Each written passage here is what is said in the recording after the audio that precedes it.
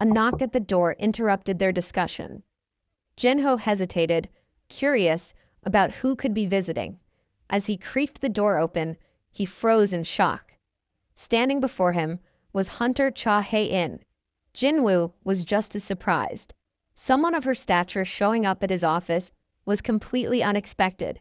He asked what brought her there, and Hae-In, without hesitation, stated her reason. She wanted to join his guild. Jinwoo, puzzled by her request, sought clarification. It had only been 2 years since her awakening, which meant she was still under contract with the Hunters Guild.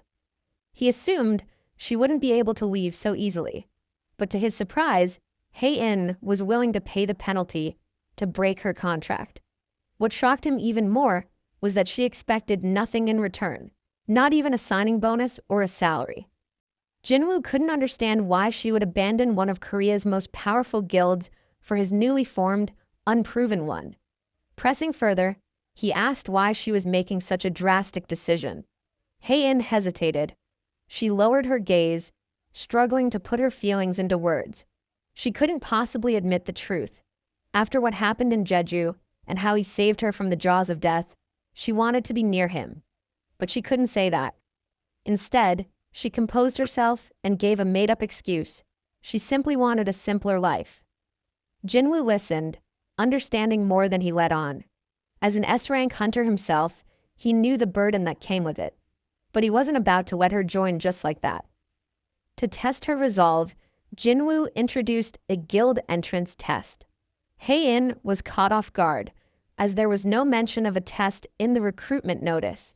However, Jinwoo smoothly deflected, implying it must have been an oversight on Jinho's part. For the test, Jinwoo announced that she would have to face one of his summons, his strongest one. Yet, despite the unexpected challenge, Hae-In didn't even flinch.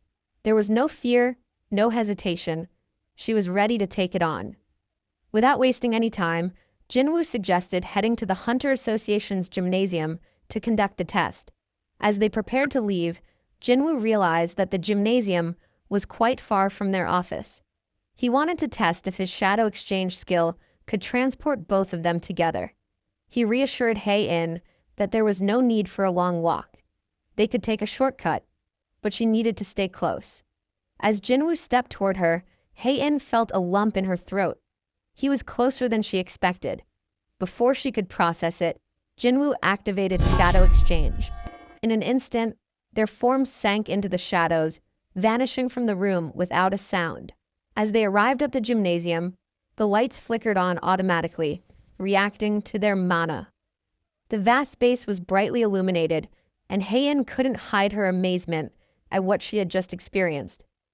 She took a moment to take in her surroundings before her gaze finally settled on Jinwoo, who was already prepared to begin the test. Just as they were about to start, Hae-In realized she had left her weapon behind. Jinwoo pointed out that the gymnasium had reserve weapons, though they were mostly for training and not of the highest quality. Without hesitation, she examined the selection and chose a sword similar in weight and length to her usual one. Once she confirmed her choice, Jinwoo summoned Igris, the best swordsman among his shadow soldiers. While Beru was undoubtedly his strongest summon, Jinwoo knew unleashing him against Hae-In might be too much, potentially even traumatizing, so he settled on Igris for this test. Jinwoo explained the conditions. Victory would be achieved by destroying the summon, while defeat would occur if Hae-In surrendered. To make the fight fair, he retrieved the Demon Monarch's sword from his inventory and handed it to Igris. Without wasting any time, Jinwoo gave the signal, and the match began. Igris struck first, swinging the Demon Monarch's sword with deadly precision. A bolt of lightning shot toward Hae-In, crackling with immense power. She reacted instantly, dodging with cat-like agility as the blast struck the wall behind her, leaving a deep, charred mark. Jinwoo watched closely, impressed. A lesser hunter would have been fatally wounded if they had been even slightly grazed by that attack. Without losing momentum, Hae-In gripped her sword and charged forward. Her focus was unwavering, and Igris met her head-on. Their blades clashed, sending sparks flying, each strike resonating through the gymnasium. Jinwoo had expected a good fight, but as he observed the battle, he realized he had underestimated Hae-In. Despite wielding the Demon Monarch's sword, Igris was struggling. Hae-In's attacks were relentless, her technique refined and precise. With one final blow, she sent Igris crashing into the wall. The impact reverberated through the space, and Jinwoo knew the outcome was decided. Before Igris could rise again, he called off the match. But Hae-In wasn't satisfied.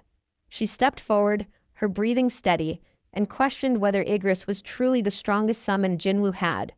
Her gaze was unwavering as she insisted on facing his strongest one now.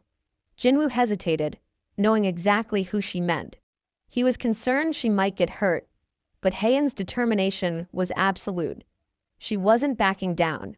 She wanted this fight. After a brief pause, Jinwoo finally agreed and, without saying another word, summoned Beru. The moment the shadow ant materialized, the atmosphere in the gymnasium shifted, but despite the crushing weight of his aura, Hae-In stood firm.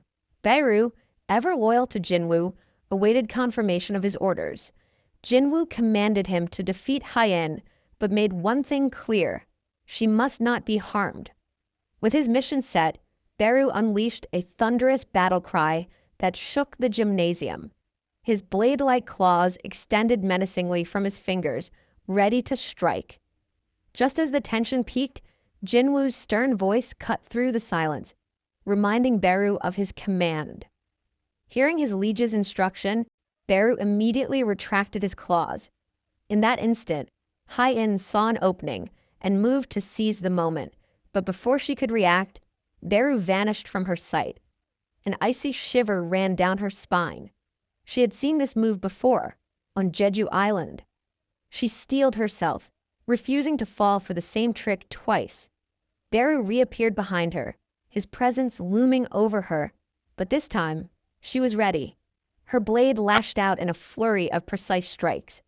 Dozens of slashes cut through the air, yet not a single one landed. Beru dodged effortlessly, his form unmoving, his gaze impassive. The overwhelming difference in their power became painfully clear. No matter how fast or how precise her attacks were, they simply couldn't reach him. Confusion and frustration began to set in for Hae-In. She couldn't understand. How could he be so powerful?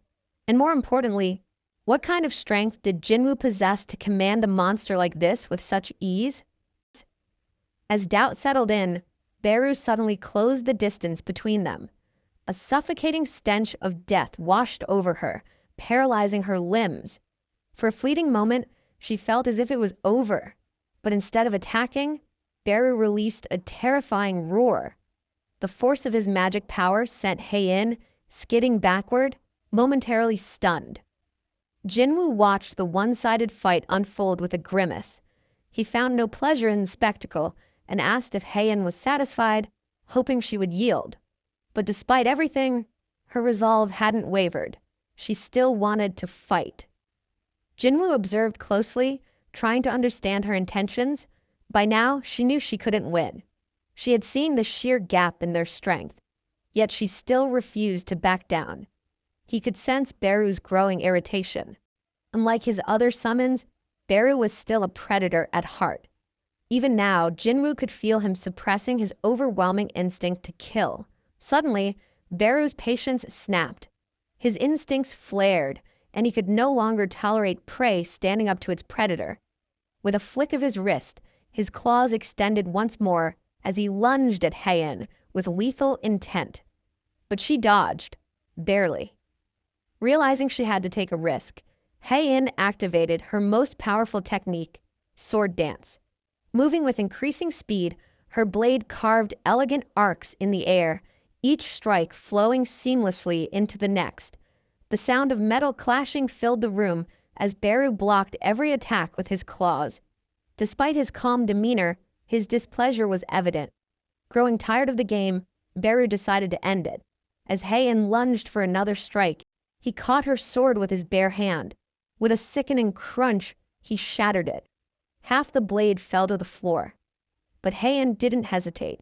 She channeled all her remaining magic power into the broken weapon, its jagged edge glowing with an intense light. She was about to unleash a skill she had never used before, Blade of Light. Seeing her chance, Hae-In thrust her glowing weapon toward Beru, who had briefly lowered his guard after breaking her sword. Watching from the sidelines, Jinwoo's eyes widened. Something was wrong. In that brief moment, Beru's mind reset. Jinwoo's command to avoid harming Hae-In was overridden, and an old, deeply ingrained instinct from his previous life resurfaced: annihilate all enemies. To Beru, Hae-In was no longer an opponent. She was prey. Claws outstretched, Beru launched himself at Hae-In with terrifying speed, intent on ending her. She froze, her instincts screaming at her, but it was too late to react. Just as his claws were about to reach her, Jinwoo intervened. In a blur, he caught Beru's attack with his bare hands. Beru trembled as his gaze met Jinwoo's. Realizing his mistake, he leaped back, dropping to the ground, begging for forgiveness. Jinwoo sighed, understanding what had happened. Beru's protective instincts had momentarily overridden his command. For a moment, he glared at the kneeling shadow before shifting his gaze toward Hae-In. She had fallen to one knee, her breathing ragged. He still didn't understand. Why was she pushing herself so hard? Someone of her caliber didn't need to risk her life over a guild entrance exam. It wasn't worth it. Jinwoo asked her why she was pushing herself so hard, hoping for an answer that would make sense. But Hae-In remained silent, avoiding his gaze. Her silence only deepened his confusion. Still confused, Jinwoo asked Hae-In if she was interested in him. Hae-In's head snapped up, her expression betraying her shock. She looked completely caught off guard, as if the question had pulled her out of a daze. Jinwoo, sensing her surprise, dismissed the thought with a shrug. But after a long pause, Hae-In quietly admitted the truth. Jinwoo was right. She did have feelings for him.